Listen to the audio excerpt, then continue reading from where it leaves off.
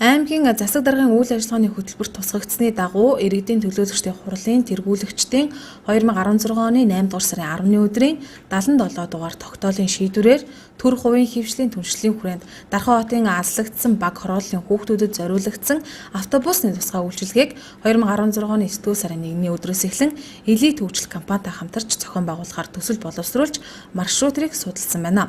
Маршрутыг тогтоохдоо хөгжлийн бодлогын хилдэс бүх багуудаас саналыг авч тухайн сургуулиудаас нь хүүхдийн тоог авсны үндсэн дээр энэхүү маршрутыг бэлэн болгожээ. Каванта маркийн 3 бага өөрийн автобус, нэмэлтээр том оврын 1 автобусыг Ширээ нуруунаас 16 дугаар сургууль, Хөдөл хорооллоос 1 дугаар сургууль, Хабитатаас оюуны ирээдүйн цогцлбор сургууль, Батальоноос оюуны ирээдүйн цогцлбор сургууль гэсэн 4 чиглэлд өглөө, өдөр, орой гэсэн 3 ээлжээр сурагчдад өн төлбөргүй үйлчлэх ажээ. Өнөөдрийн байдлаар эдгээр автобусны аюулгүй байдалд элит хөгжил компани анхаарал хандуулан техникийн засвар үйлчилгээг хийж эхэлжээ. За 2013 оны 9 сараас эхлээд хүүхдийн автобус бол гэр хоолын чиглэлүүдэд явдаг байсан. Ингээд энэ ажил маань болохоор зэрэг 15 он зогссон.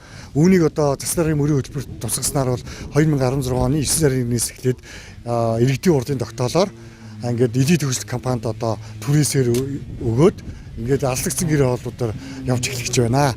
Ингээд 4 чиглэлд явах автобус маань болохоор зэрэг 25-ны судалтай 3 автобус, 80-аас 100 хүүхдийн багтаамжтай том оврын автобус ингээд нийтдээ 4 автобусыг бол ингээд алслагдсан гэр хоолын 4 чиглэлд явуулахаар ингээд ажиллаж байна. Өнөөдрийн байдлаар бол одоо бид бэлтгэл ажлыг нь бол хангаа явуулж байна. Эхний ээлжинд энэ 4-р сургууль, 1-р сургууль, од цогцлбороос нь авсан 3 автобусуудаа бол одоо хүүхдийн аюулгүй байдлыг хангах үүднээс онцлогоонд оруулсны дараа бол бид нар бол ингээд засан сэлбэх сэлбгүүдийг бол одоо ингээд тавьж эхлээд 9 сарын 1-нд бол ямар ч байсан ингээд үйлсгэнд нь явуулахаар бэлтэж байна.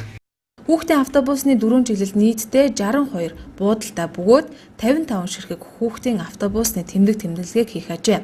Ямар ч тач эх сарын 1-ээс эхлэн хүүхдүүд өөрсдийн гэсэн автобустай болж өглөө оройдоо сургуультай өн төлбөргүй зорчих боломж нэгтлээ.